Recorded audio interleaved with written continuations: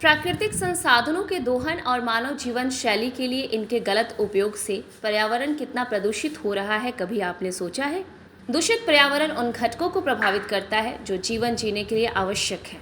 ऐसे में पर्यावरण के प्रति लोगों को जागरूक करने, प्रकृति और पर्यावरण का महत्व समझाने के उद्देश्य से हर साल विश्व पर्यावरण दिवस मनाया जाता है।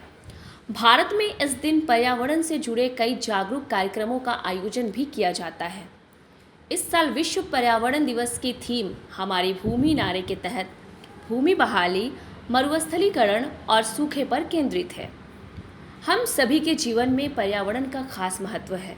बिना इसके स्वस्थ रहने की कल्पना करना भी काफ़ी मुश्किल है।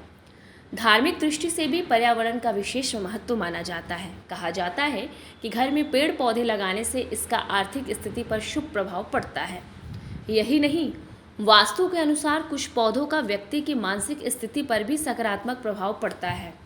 साथ ही इन्हें लगाने से घर में सुख समृद्धि भी बनी रहती है और रुके हुए कार्यों को भी गति मिलती है। ऐसे में आइए जानते हैं कि वास्तुशास्त्र के अनुसार घर में कौन से पेड़ पौधे लगाने चाहिए।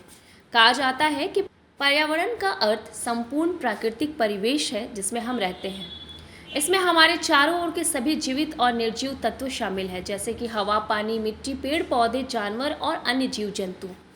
पर्यावरण के घटक परस्पर एक दूसरे के साथ जुड़कर एक समग्र पारिस्थितिकी तंत्र का निर्माण करते हैं।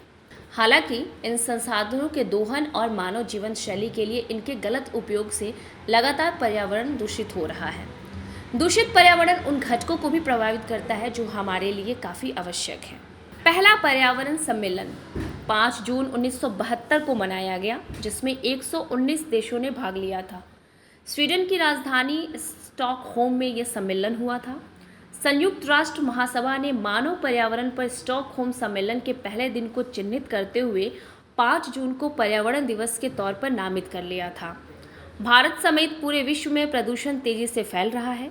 बढ़ते प्रदूषण के कारण प्रकृति खतरे में है। प्रकृति जीवन जीने के लिए किसी भी जीव को हर जरूरी चीज़ें उपलब्ध कराती है। ऐसे में अगर प्रकृति प्रभावित होगी तो जीवन भी प्रभावित होगा।